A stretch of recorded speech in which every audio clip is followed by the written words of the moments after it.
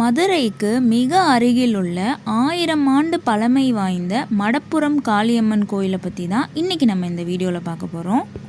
இந்த கோயிலுக்கு போகிறதுக்கு முன்னாடி கோயிலுக்கு எதிர்ப்புறம் உள்ள குட்டி நீர்வீழ்ச்சியில் குளிச்சுட்டும் சில பேர் போவாங்க, கால் நனைச்சிட்டும் போவாங்க. ஸோ அந்த மாதிரி ஈர ஆடை நனைஞ்சு அந்த அம்மன் கிட்ட வேண்டுனா தங்கள் வேண்டுதல் நிறைவேறும் அப்படின்றது பக்தர்களோட எண்ணமாக இருக்குது. இந்த கோயிலை பார்த்திங்கன்னா அடைக்கலம் காத்த ஐயனார் கோயில் அப்படின்னு சொல்லி அழைக்கிறாங்க.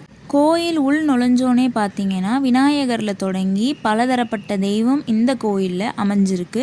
ஆனால் முக்கியமான கடவுளாக பார்த்திங்கன்னா வெட்ட வெளியில் 13 அடி உயரத்தில் ரொம்ப ஆவேசமான கோலத்தில் காட்சி தர்ற காளி தீய சக்தியை அழிப்பவராகவும் பக்தர்களுக்கு வழக்கில் நீதி வழங்குபவராகவும் நம்பப்படுறாங்க. முன்னொரு காலத்தில் மதுரையை வெள்ளம் சூழ்ந்தபோது அன்னை மீனாட்சி சிவபெருமானை பார்த்து எனக்கு மதுரையோட எல்லையை காட்டும்படி வேண்டுறாங்க. அன்னையின் கட்டளைக்கிணங்க சிவபெருமானும் ஆதிசேஷனிடம் முறையிட ஆதிசேஷன் தன் உடலை வளைத்து மதுரையை வட்ட வடிவமாக அதன் எல்லையில் கொண்டு நிற்கிறார். தலையும் வாளும் இணைந்த இடத்திலிருந்து நஞ்சு வெளிப்படும் போது மக்களை காப்பதற்காக அன்னை மீனாட்சி உக்கிர வடிவமாக, அதாவது காளியின் வடிவம் பெற்று நஞ்சினை உண்டு பக்தர்களுக்கு அருள் பாலிக்கிறார். அன்றிலிருந்து இன்று முதல் தன்னை நாடி வரும் பக்தர்களின் துயர் நீக்க உக்கிர வடிவம் கொண்டு காட்சியளிப்பதாக ஒரு வரலாறு கூறுகிறது. உக்கிரம் கொண்ட அன்னையின் கோவத்தை தணிப்பதற்காக ஐயனார் நிழலும் அடைக்கலமுமாய் அங்கு வந்து சேர்கிறார். அங்கு வந்த ஐயனாரின் ஆணையை ஏற்று அன்னை சாந்தரூபியாக அந்த எல்லையிலேயே மக்களுக்கு அருள் பாலிக்கிறார். இதனால் இக்கோயிலை அடைக்கலம் காத்த ஐயனார் கோயில் என்றும் மடப்புரம் காளியம்மன் கோயில் என்றும் இரு பெயர்கள் கொண்டு வழிபாடு செய்கின்றனர். இருவரையும் மையமாக கொண்ட இக்கோயிலில் ஐயனாருக்கு பின்புறமாக பிரம்மாண்டமான குதிரையின் சிலையும் உள்ளது. இந்த மடப்புரம் காளியோட தோற்றம் எப்படி இருக்குன்னு பார்த்தீங்கன்னா உக்கிரமான உயர்ந்த காளியாகவும் காளியோட தலையில் பார்த்தீங்கன்னா தீப்பிழம்பா ஒரு கிரீடம் வச்சுருக்காங்க. அப்படிப்பட்ட தீப்பிழம்பான கிரீடத்தை தலையில் தாங்கிட்டு கையில் பார்த்தீங்கன்னா சூலத்தோட காட்சி தராங்க.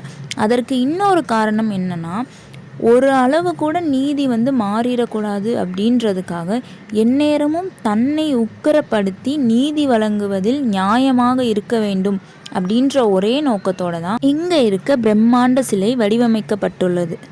கோயிலை பற்றின பொதுவான ஸ்தல வரலாறு பார்த்தாச்சு. இப்போ அங்கே இருக்க மக்களோட நம்பிக்கை சார்ந்த விஷயத்தை பற்றி பார்ப்போமா? ஸோ இந்த கோயிலில் முக்கிய கடவுள்னு சொல்கிற காளி தேவி நீதி வழங்குகிற நீதிமன்றமாக பக்தர்கள் கருதுகிறாங்க. அதாவது பல நாள் கோர்ட்டில் இருக்க வழக்காக இருக்கட்டும், மக்களுக்கிடையே நடக்கிற வழக்காக இருக்கட்டும், வீட்டில் நடக்கும் வழக்காக இருக்கட்டும், ஸோ இந்த மாதிரி எந்த ஒரு பிரச்சனையாக இருந்தாலும் தங்களுக்கு அநீதி இழைக்கப்பட்ட மக்களாக இருந்தாங்க அப்படின்னா அவங்க என்ன செய்வாங்கன்னா அந்த கோயிலுக்கு எதிர்ப்புறம் இருக்க நீரோடை இருக்கு இல்லையா, அங்கே போய் நீராடிட்டு அவங்களோட ஈர ஆடையோடு காளி தேவியோட சன்னதியில் நாணயத்தை வெட்டி அவங்களோட தரப்பு நியாயத்தை சொல்கிறதாவும் ஒரு சம்பிரதாயம் இங்கே நடக்குது.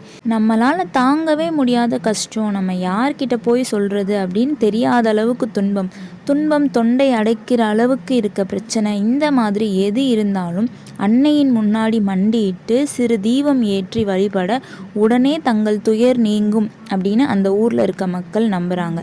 இந்த ஊரில் முற்காலத்துலலாம் பார்த்திங்கன்னா அந்த எல்லையை தாண்டி வர்றதுக்கே எல்லாருமே பயப்படுவாங்க. ஏன்னா அப்போது வடிவமைக்கப்பட்ட சிலை பார்த்திங்கன்னா மிகுந்த உக்கிரம் கொண்டு காளியோட நாக்கு நன்கு நீண்டிருந்ததாகவும் அந்த எல்லையை கடந்து போகிறதுக்கே மக்கள் பயந்ததாகவும் ஒரு வரலாறு இருக்குது. ஆனால் தற்போது இருக்க நவீன காலத்தில் எல்லா மக்களுமே சர்வசாதாரணமாக எல்லா நாளுமே கோயிலுக்கு சென்று வழிபாடு செய்ய தான் செய்கிறாங்க. பிரதான வழிபாடுன்னு பார்த்தீங்கன்னா அன்னைக்கு எலுமிச்சை மாலை, அவரவர் வேண்டுதலின் விருப்பத்திற்கேற்ப நீளம் கொண்டு எலுமிச்சை மாலை சாற்றியும் தீபம் ஏற்றியும் நாணயத்தை வெட்டியும் ஒவ்வொருத்தரும் ஒவ்வொரு முறையில் வழிபாடு செய்ய தான் செய்கிறாங்க. இந்த கோயிலில் மொத்தம் 2 கால பூஜை தான் நடத்துகிறாங்க. இந்த கோயிலோட நடை திறப்புன்னு பார்த்தீங்கன்னா காலை 6 மணிலேருந்து இரவு 8 மணி வரைக்கும் இருக்குது. முந்தியெல்லாம் பார்த்தீங்கன்னா மாலை பொழுதில் இந்த கோயிலோட எல்லையை தாண்ட பயந்த மக்கள் இப்போ இரவு 7 மணி வரைக்கும் கோயிலுக்கு வர காரணமே பார்த்தீங்கன்னா அந்த உக்கிரம் கொண்ட காளியின் நாக்கை கொஞ்சம் சரி பண்ணி உக்கிரத்தை தணித்து எல்லா மக்களும் சாதாரணமாக வழிபடுற விதமாக இந்த கோயிலில் நிறையா சிறப்பு அம்சம் மாற்றி கொடுத்துருக்காங்க. மனசில் ஏற்படுற தீராத கவலைகளை போக்க மடப்புறம் காளியை வாய்ப்பு இருக்கவங்க ஒரு தடவை போய் தரிசனம் பண்ணிட்டு வாங்க. நிச்சயம் உங்கள் வாழ்க்கையில் நல்ல மாற்றத்தை உண்டாக்குவார்.